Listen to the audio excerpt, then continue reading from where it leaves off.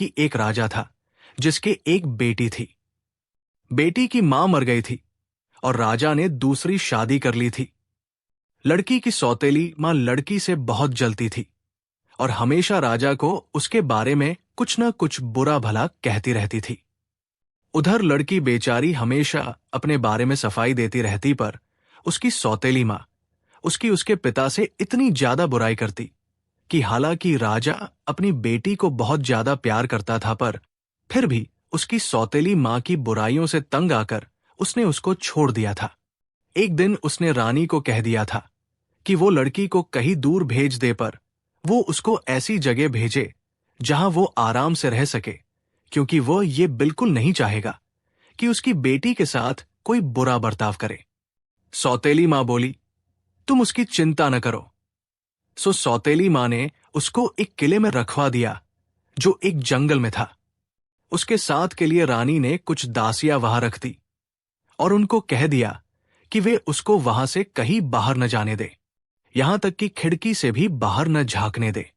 इस काम के लिए वो उनको बहुत अच्छी तनख्वाह देगी। लड़की को भी एक बहुत सुंदर कमरे में रखा गया था और उसको वो सब कुछ दिया गया था जो उसको चाहिए था। उसको वो सब कुछ खाने पीने को भी मिलता था जो उसको पसंद था। बस वो केवल बाहर नहीं जा सकती थी। पर फिर भी उसकी दासियों को उसका कोई खास काम नहीं था और उनके पास पैसा बहुत था, सो वे केवल अपने ही बारे में सोचती रहती थी और उस लड़की की तरफ ध्यान नहीं देती थी। राजा अक्सर अपनी रानी से अपनी बेटी के बारे में पूछता रहता, हमारी बिटिया कैसी है? वो आजकल अपने आप क्या करती रहती है? ये साबित करने के लिए कि रानी वाकई उसकी परवाह करती थी। एक दिन वो उस किले पर गई जहां उसने राजकुमारी को रखा हुआ था। जैसे ही रानी अपनी गाड़ी से नीचे उतरी, वहां की दासियां तुरंत ही उसके पास दौड़ी आई और उसको बताया कि राजकुमारी बिल्कुल ठीक है और बहुत खुश है। रानी एक मिनट के लिए उस लड़की के कमरे तक गई और उससे पूछा, तुम यहां आराम से तो हो ना? तुम्हें कुछ चाहिए तो नहीं?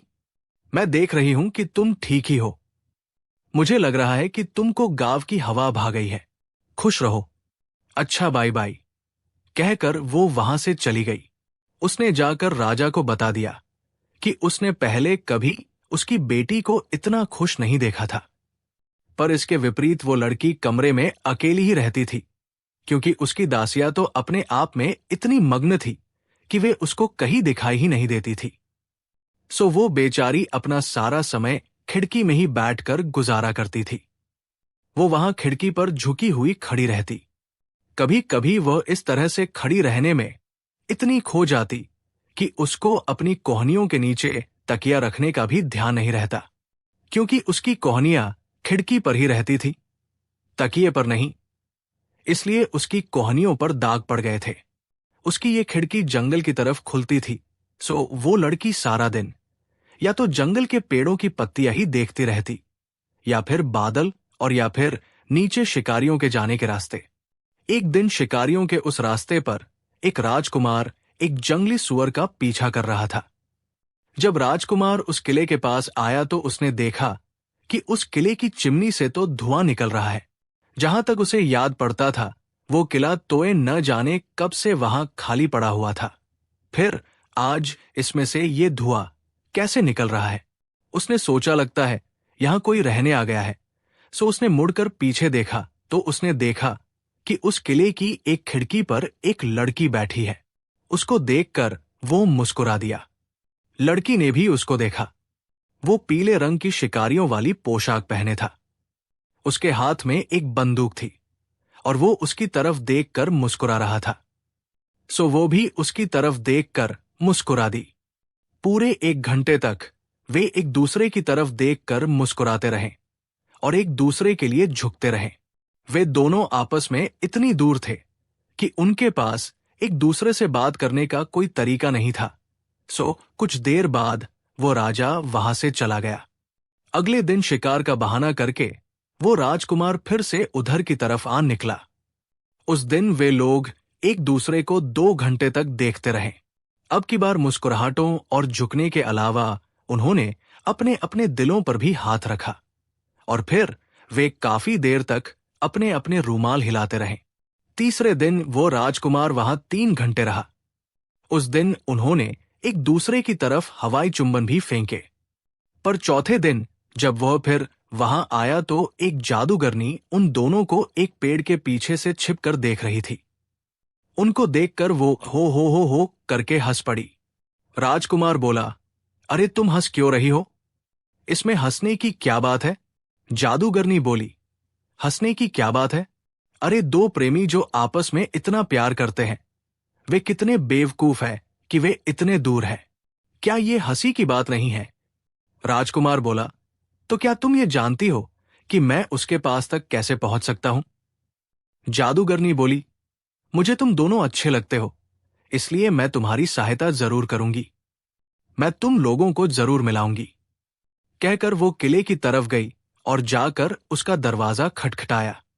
राजकुमारी की एक दासी ने दरवाजा खोला तो उस जादूगरनी ने उस दासी को एक बहुत पुरानी पीले से रंग के कागज की एक किताब दी और कहा, यह किताब राजकुमारी के पढ़ने के लिए है ताकि वो इसको पढ़कर अपना समय गुजार सके। दासी ने वो किताब ले ली और ले जाकर उस लड़की को दे दी। लड़की ने तुरंत ही उस किताब को खोला और पढ़ा। ये एक जादू की किताब है। तुम आगे का पन्ना पलटो तो तुम देखोगी कि कोई आदमी चिड़िया कैसे बन सकता है और फिर चिड़िया से आदमी कैसे बन सकता है। लड़की उस किताब को लेकर खिड़की पर दौड़ी गई और जाकर उस किताब को खिड़की पर रख दिया। वो उस किताब के पन्ने पलटने लगी और राजकुमार को, जो पीली पोशाक पहने खड़ा था, देखती रही। अपने हाथ हिलाते हुए राजकुमार ने अपने पंख बना लिए और देखते ही देखते वो एक कैनरी चिड़िया बन गया। वैसे ही पीले रंग की चिड़िया जैसे पीले रंग की पोशाक वो पहने था। चिड़िया बनकर वो आसमान में उड़ गया और जाकर राजकुमारी की खिड़की के ऊपर बैठ गया। राजकुमारी ने उसे तुरंत ही पकड़ लिया और ये समझकर चूम लिया कि वह तो राजकुमार था। पर फिर वो शर्मा गई और उसका चेहरा शर्म से लाल पड़ गया। अब वो उस चिड़िया को दोबारा राजकुमार बनाने की सोचने लगी। उसने तुरंत किताब खोली और उसके पन्नों को पीछे की तरफ पलटा। कैनरी चिड़िया ने तुरंत ही अपने पंख फड़फड़ाए, अपनी बाहें हिलाई और वो फिर से राजकुमार बन गया, अपनी उसी शिकारी वाली पोशाक में। राजकुमार उसके सामने थोड़ा सा झुका और बोला, मैं तुम्हें बहुत प्यार करता हूं राजकुमारी। एक दूसरे के सामने अपने अपने प्यार का इजहार करते करते उन दोनों को शाम हो चुकी थी। राजकुमारी ने फिर किताब पढ़ी और फिर राजकुमार की आंखों में देखा तो राजकुमार फिर से कैनरी चिड़िया में बदल गया और उड़कर नीचे जाकर एक पेड़ की नीची डाल पर बैठ गया। राजकुमारी ने फिर से किताब के पन्ने वापस पलटे और वो कैनरी चिड़िया फिर से राजकुमार बन गई। राजकुमार उस डाली पर से नीचे कूद गया। उसने अपने कुत्तों को बुलाया, घोड़े पर सवार हुआ, राजकुमारी की तरफ एक चुंबन फेंका और अपने रास्ते पर घोड़ा दौड़ाता हुआ राजकुमारी की आंखों से ओझल हो गया। इस तरह उस किताब के पन्ने रोज राजकुमार को पहले चिड़िया बनाने के लिए और फिर राजकुमार बनाने के लिए पलटे जाते रहे और राजकुमार राजकुमारी के पास कैनरी चिड़िया के रूप में आता जाता रहा। दोनों ही अपनी जिंदगी में कभी इतने खुश नहीं थे। एक दिन रानी अपनी सौतेली बेटी को देखने आई तो वो हर बार की तरह से बाहर से ही ये कहती चली आई, तुम ठीक तो हो ना? अरे मैं देख रही हूं कि तुम तो और दुबली हो गई हो, पर यह कोई चिंता की बात नहीं है, ठीक है ना? तुम इससे पहले कभी इतनी अच्छी थी ही नहीं। जैसे जैसे वो ये बोलती जा रही थी, वो चारों तरफ देखती जा रही थी कि सारी चीजें अपनी जगह पर ठीक से रखी थी या नहीं। फिर उसने खिड़की खोली और उससे नीचे झांका तो उसने देखा कि पीली पोशाक पहने एक राजकुमार अपने कुत्तों के साथ आ रहा था। सौतेली मां ने सोचा, अगर ये लड़की ये सोचती है कि वो इस खिड़की से इस लड़के से मोहब्बत लड़ा लेगी तो उसको कुछ और सोचना पड़ेगा। उसके कमरे में पहुंचकर रानी ने उस लड़की को एक गिलास पानी और चीनी लाने के लिए भेजा। फिर उसने अपने सिर में से 5-6 हेयरपिन निकाली और उनको खिड़की पर रखे तकिए में इस तरह छिपा दिया कि उसके नुकीले हिस्से ऊपर की तरफ रहें। उसने सोचा कि उसकी हेयरपिनों के ये नुकीले हिस्से उस राजकुमारी को खिड़की पर झुकने के लिए सीख दे देंगे। लड़की पानी और चीनी लेकर वापस आ गई थी, पर रानी बोली, ओह, अब मुझे प्यास नहीं है, इसे तुम ही पी लो। मुझे अब तुम्हारे पिता के पास जाना है। तुमको और कुछ तो नहीं चाहिए ना? ठीक है, बाय, कहकर वो वहां से चली गई। जैसे ही रानी की गाड़ी गई और आंखों से ओझल हो गई लड़की ने तुरंत अपनी किताब के पन्ने पलटे और राजकुमार एक कैनरी चिड़िया बन गया और तीर की तरह उड़कर खिड़की पर आ बैठा। पर जैसे ही वो चिड़िया तकिए पर आकर बैठी, वो दर्द से चिल्ला उठी। उसके पीले पंखों पर खून के धब्बे पड़ गए। वे पिने जो रानी उसके तकिए में लगा कर गई थी, उसकी छाती में घुस गई थी। चिड़िया ने परेशान होकर अपने पंख फड़फड़ाए और हवा के सहारे चक्कर काटती हुई नीचे जमीन पर पंख फैलाकर बैठ गई। राजकुमारी ये देखकर डर गई। उसकी तो समझ में ही नहीं आया कि राजकुमार को हुआ क्या था। उसने जल्दी से फिर अपनी किताब के पन्ने पलटे और जब राजकुमार आदमी के रूप में आ गया, तब राजकुमारी ने देखा कि राजकुमार की छाती में घुसे हेयर पिन के बने घावों से तो खून बह रहा था और उस खून ने उसकी पीली पोशाक खून से रंग दी थी। राजकुमार वहीं लेट गया और उसके कुत्ते उसके चारों तरफ खड़े हो गए। कुत्ते ये सब देखकर चिल्लाने लगे थे। उनके भौंकने की आवाज सुनकर दूसरे शिकारी भी उसकी सहायता के लिए आ गए थे। उन्होंने पेड़ों की शाखों का एक स्ट्रेचर बनाया और राजकुमार को वहां से ले गए। वो बेचारा अपनी प्रेमिका को उस दिन देख भी नहीं सका, जो उसके दुख से खुद भी बहुत दुखी और डरी हुई थी। राजकुमार जब अपने महल पहुंच गया तो भी उसके वे घाव ठीक ही नहीं हो रहे थे। डॉक्टरों को भी ये पता नहीं चल पा रहा था कि वे उसके घावों के लिए क्या करें।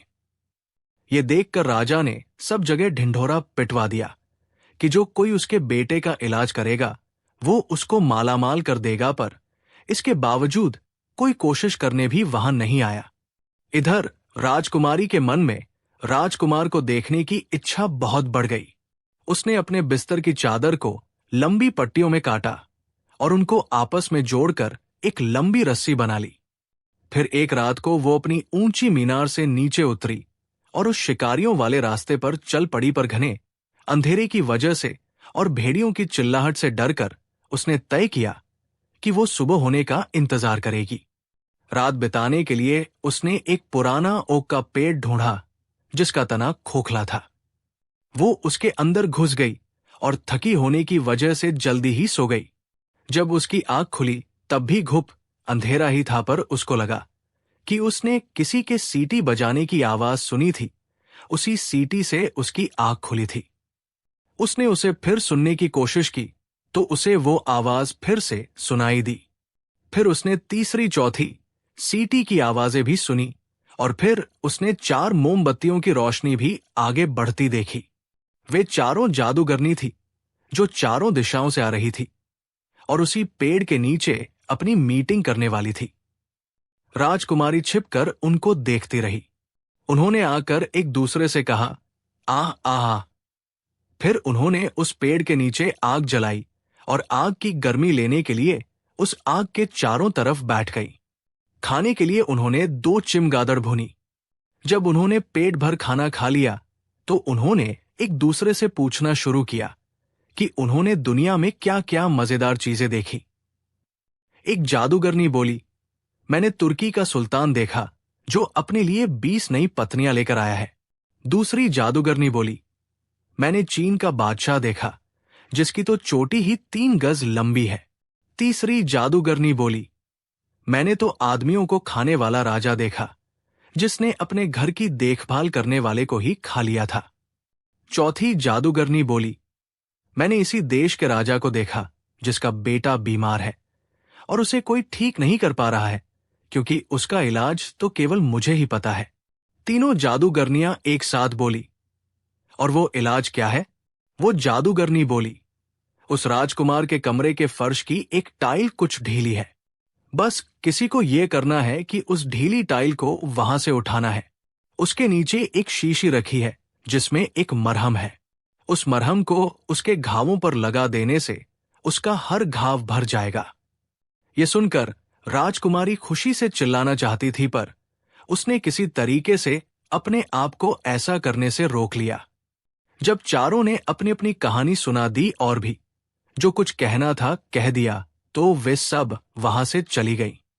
उनके जाने के बाद तुरंत ही राजकुमारी उस पेड़ के तने में से निकली और कूदकर बाहर आ गई। सुबह होते ही वो अपनी यात्रा पर चल दी।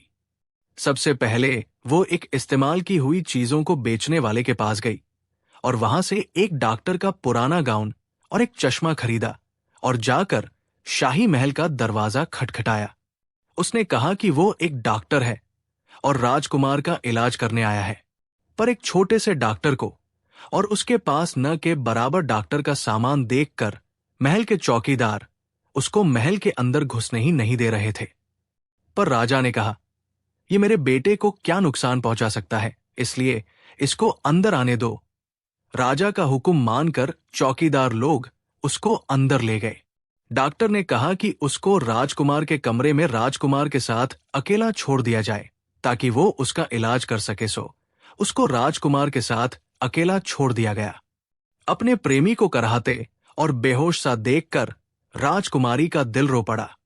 उसको लगा कि उसको उस जादूगरनी की कही बात को जल्दी से जल्दी कर देना चाहिए।